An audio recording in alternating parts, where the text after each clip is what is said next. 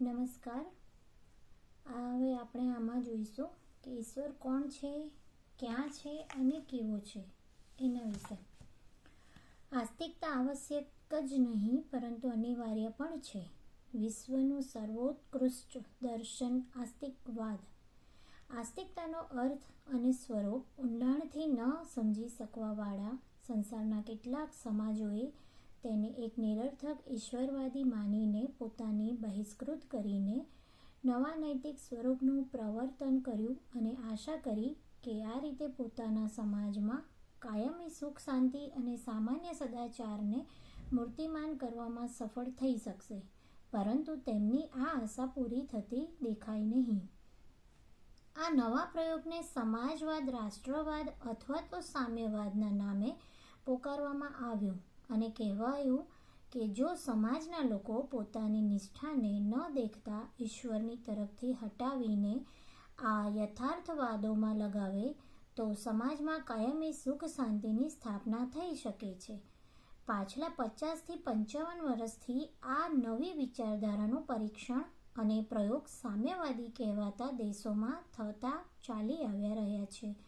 પરંતુ તેનું પરિણામ જોઈને આ જ માનવા પર લાચાર થવું પડે છે કે આ પ્રયોગ સફળતા મેળવી ન શક્યો. ઉદાહરણ માટે સામ્યવાદની મૂળ ભૂમિ રશિયાને આપણે લઈએ અને જોઈએ કે શું તેનો સમાજ પોતાની નવીન આસ્થાઓના આધારે પોતાના જનસમૂહ માટે તે વાંછિત સુખ શાંતિ અર્જિત કરી શક્યો છે જેના લોભથી તેણે તેનું પ્રવર્તન કર્યું હતું. રાષ્ટ્રવાદ અને સમાજવાદનું ભરપૂર શિક્ષણ અને પ્રશિક્ષણ આપવા છતાંય શું તેના સમાજમાં તે માનવી સદાચાર પ્રૌઢ થઈ શક્યો છે જે સુખ શાંતિને મૂળ આધાર છે? જો સાચું પૂછવામાં આવે તો ત્યાં અપરાધોની સંખ્યા વધારે જ છે. તે સમાજો કરતાં અત્યારે પણ આસ્તિકતા અને ઈશ્વરમાં આસ્થા રાખે છે. ભ્રષ્ટાચાર મટાડવા અને સદાચાર લાવવા માટે રાજદંડને કઠોર બનાવી દીધો છે. દુષ્પ્રવૃત્તિઓ રોકવા માટે ઉત્પીડન અને રક્તપાત પણ ઓછો કરવામાં આવતો નથી. તો એ મંતવ્યની સિદ્ધિ થતી દેખાતી નથી. ઉપરથી તો એવું જ લાગે છે કે દમન, નિયંત્રણ અને પ્રતિબંધોએ જનતાનું હૃદય પરિવર્તિત કરી દીધો છે. લોકો સમાજવાદ અને રાષ્ટ્રવાદની દુહાઈ પણ આપે છે. ભ્રષ્ટાચાર વગેરે અહિતકર પ્રવૃત્તિઓ પ્રત્યે ઘૃણા પણ દેખાડે છે. પરંતુ વાસ્તવિકતા એ છે કે લોકોમાં સામે આવીને લડવાનું સાહસ તો ઓછું થઈ ગયું છે. પણ અંદરને અંદર અનૈતિકતાની આગ સતત સળગતી રહે છે. અવસર મળતા જ ભય અને આતંકનો એક બાજુ ઠેલીને અવારનવાર પ્રગટ થતી રહે છે. તો આ તો સાચો સુધાર માની શકાતો નથી. દમન, દંડ અને આતંકના ભયથી જો ઉપરોઉપર કેટલાક સદાચારોનું પ્રદર્શન કરતા રહેવામાં આવે અને અંદરને અંદર તેની મજબૂરી અથવા અત્યાચાર સમજવામાં આવે તો તેને સાચી સદાચાર પ્રવૃત્તિ માની શકાતું નથી. સાચું સદાચરણ તો ત્યારે માનવામાં આવશે જ્યારે બાહ્યની સાથે મનુષ્યનું હૃદય પણ તેને સ્વીકાર કરે. અવસર આવતા બીજા કોઈ ભય અથવા પ્રતિબંધ ન રહેવાથી પણ લોકો સહર્ષ તેની રક્ષા કરે. આતંકથી પ્રેરિત મનુષ્યનો કોઈ પણ ગુણ નહીં બલકે એક યાંત્રિક પ્રક્રિયા છે જેનું ન કોઈ મૂલ્ય છે ન મહત્વ. નવા પ્રયોગના આગેવાન રૂસમાં આવતા દિવસે શીર્ષસ્થ નેતાઓને દેશદ્રોહી ગણાવીને કાં તો મોતને ઘાટ ઉતારવામાં આવે છે અથવા નિર્વાસિત કરી દેવામાં આવે છે. એક દિવસના દેશભક્ત બીજે દિવસે સમાજ વિરોધી કરાર આપી દેવામાં આવે છે. એ ઘટનાઓ શું પ્રગટ કરે છે?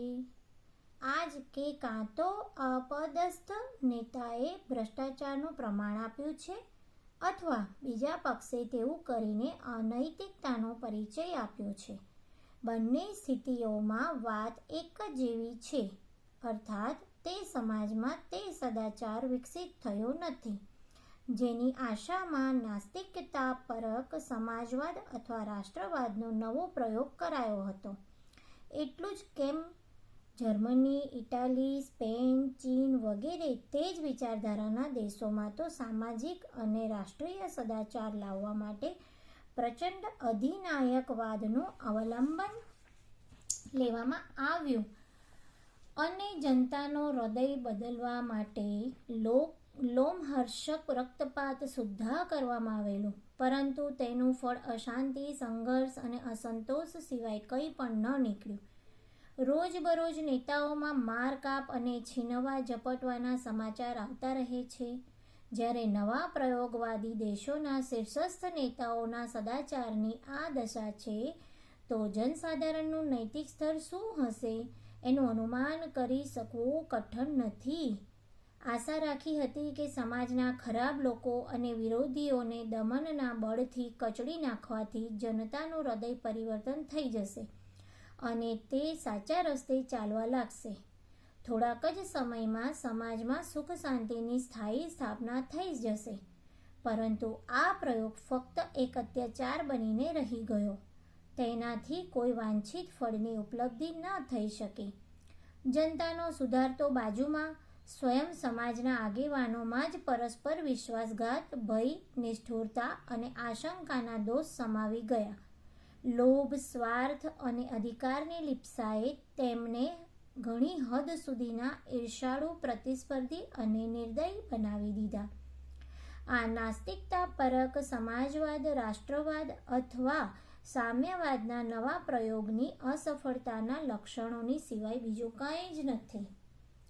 સાદા સદાચારના બીજા આસ્તિકતાના જ પવિત્ર આંચલમાં રહે છે. નાસ્તિકતાથી પ્રેરિત અંધ વિચારો અથવા તો ભાવનાઓમાં નહીં, સર્વસાક્ષી અને સર્વશક્તિમાન ઈશ્વરમાં વિશ્વાસ રાખવો એકમાત્ર એવો ઉપાય છે જે સત્પ્રવૃત્તિઓને કોઈ નીતિ અથવા પ્રયોગના રૂપે નહીં, પરંતુ માનવ જીવનની મૂળભૂત આધારશિલાના રૂપે હૃદયંગમ કરવા માટે પ્રેરણા આપે છે. ઈશ્વરના મહત્વ અને તેની સર્વોપરી સત્તામાં મનુષ્યની આત્મા સ્વભાવતઃ વિનમ્ર રહે છે અને આસ્થા રાખે છે.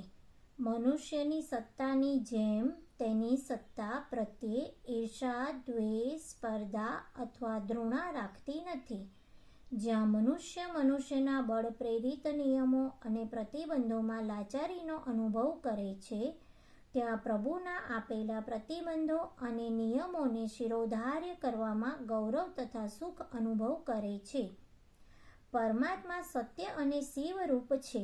આથી તેમાં વિશ્વાસ રાખનારો તથા તેની ઈચ્છાનું અનુગમન કરનારો આસ્તિક કોઈ પણ એવું કામ કરવાથી વિખૂટો જ રહેવાનો પ્રયત્ન કરશે જે તેના માન્ય પરમાત્મા નિયમોની વિરુદ્ધ હોય. સદાચાર જ એક એવી પ્રવૃત્તિ છે જેના આધાર લઈને ચાલવાથી અયોગ્ય કામોની સંભાવના રહેતી જ નથી. એટલા માટે આસ્તિક વ્યક્તિ લગભગ સદાચારી જ જોવામાં આવે છે. આસ્તિક વ્યક્તિ ઉપયોગિતાના અનુપયોગિતાની કસોટી પર ચકાસીને માનવી નૈતિકતાની મહત્તાને ઓછું કે વધારે કરતા નથી. તેમની દ્રષ્ટિમાં નૈતિકતાનું મહત્વ અને મૂલ્ય નિશ્ચિત અને સ્થિર રહ્યા કરે છે. ઉપયોગિતાના અને અનુપયોગિતાના આધારે નૈતિક નિયમોની અદલાબદલી કરતા રહેવાથી સદાચાર જીવનનો આધાર ન રહીને એક સાધારણ નિયમ માત્ર રહી જાય છે, જેને જરૂર મુજબ તોડી નાખવામાં કોઈ સંકોચ કરી શકાતો નથી. ઉદાહરણ માટે માંસાહારને જ લઈ લઈએ. જ્યાં આસ્તિક વ્યક્તિ એની પ્રત્યે સ્થિર નૈતિક ભાવ રાખે છે અને કોઈ પણ પરિસ્થિતિમાં તેનો પ્રયોગ પાપ માને છે, ત્યાં નાસ્તિક ભૌતિકવાદીઓની દ્રષ્ટિમાં આ સદાચારનું કોઈ નિશ્ચિત મહત્વ હોતું નથી. ઉપયોગિતા અનુપયોગિતાની દ્રષ્ટિએ તે વધતું ઘટતું રહે છે. આ વિચારધારાના લોકો જ્યારે આર્થિક સ્વાદ અથવા કોઈ અન્ય દ્રષ્ટિએ માંસાહારની ઉપયોગિતા સ્વીકાર કરી લે છે, તો પછી એની પાછળ નિરીહ પ્રાણીઓની હત્યાનું જે પાપ સન્નિહિત રહે છે તેની તરફ તેનું ધ્યાન જતું જ નથી. તે નિરપરાધ પ્રાણીઓને મર્માંતક પીડા આપીને તેને પ્રાણઘાત કરવામાં કોઈ નુકસાન માનતો નથી અને કુતર્કો દ્વારા વિરોધીઓનું શમન કરવાનો પ્રયત્ન કરે છે. આ જાતની ઉપયોગિતાવાદી નાસ્તિક લોકો જ તેનાથી આગળ વધીને મનુષ્યોના સુખ દુઃખમાં પાપ પુણ્યનો વિચાર ન કરીને ઉપયોગિતાનો જ દ્રષ્ટિકોણ રાખે છે. જે વ્યક્તિ પક્ષીઓની શિકારમાં માંસનો લાભ અને મનોરંજનની ઉપયોગિતાને મહત્વ આપી શકે છે, તે આ જ નીતિના આધારે અવસર મળતા જ મનુષ્યોને પણ શિકાર કરવા લાગે તો કોઈ આશ્ચર્યની વાત નથી. સંસારમાં જે પણ આતતાયી અને અત્યાચારી થયા છે અને જેમણે માનવ જાતિનો ભયાનક સંહાર કર્યો છે, તેમણે પોતાની દ્રષ્ટિએ તો કારણ વગરના રક્તપાતની પણ કોઈને કોઈ ઉપયોગિતા જ માની છે. આજના મહાયુદ્ધ તો ઉપયોગિતાના નામે જ લડાવાય છે. આ જાતનો ઉપયોગિતાવાદ મનુષ્યને સ્વાર્થી અને અવસરવાદી જ બનાવી શકે છે. આદર્શ સદાચારી નહીં. આ શક્તિ અને નિષ્ઠા કોઈ સાચા આસ્તિકમાં જ શક્ય હોઈ શકે છે, જેના માટે સદાચારનું મૂલ્ય જીવનના આધારના રૂપે હોય છે, ઉપયોગિતાના રૂપે નહીં. આસ્તિકતાનો જન્મ સદાચારથી થઈ શકે છે. કોઈને મોટા ભૌતિક લાભ ન હોય, પણ એનાથી જે આધ્યાત્મિક લાભ થાય છે તેની સરખામણી સંસારના સમસ્ત વૈભવની સાથે પણ કરી શકાતી નથી. તેના અસંખ્ય અભૌતિક લાભ છે. સ્વર્ગ અને મુક્તિનું પ્રાપ્ત થવું, ભવબંધનોથી છૂટવું, જીવન જન્મનું વાસ્તવિક સુખ મળવું, આત્મબળ, આત્મશક્તિ અને આત્માનંદની સાથે ઈશ્વરની કરુણા, તેની કૃપા વગેરે એવી ઉપલબ્ધિઓ છે જેની સરખામણીમાં ભૌતિક વિભૂતિ ન ફક્ત નગણ્ય જ બલકે તુચ્છ પણ છે. આસ્તિકતાના આધારે ઈશ્વરની મોટી કૃપા મેળવીને જ્યારે જીવનના દુઃખોથી અનાયાસ જ છુટકારો મેળવી શકાય છે, તો સુખ સુવિધા માટે અનૈતિક આધારે વૈભવ ભેગું કરવાથી લોભની કોઈ ઉપયોગિતા નજરે પડતી નથી. આસ્તિકતાનો ભૌતિક જીવનમાં કોઈ ઉપયોગ નથી. આ વાત કોઈ પણ રીતે માન્ય નથી.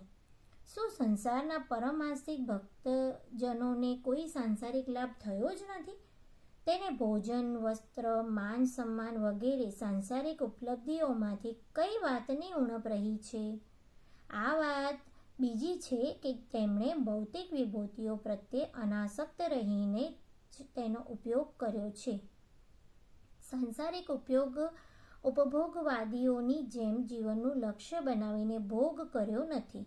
તે એવું કરે પણ શા માટે? જ્યારે તેમની ઉચ્ચ અને પરિપક્વ આસ્તિકતાએ તેના હૃદયમાં અહેતુક આનંદનો સાગર લહેરાવી દીધો હતો, તો તે આ નશ્વર ભોગોની તરફ શા માટે આકૃષ્ટ થાત અને કેમ લલચાતા?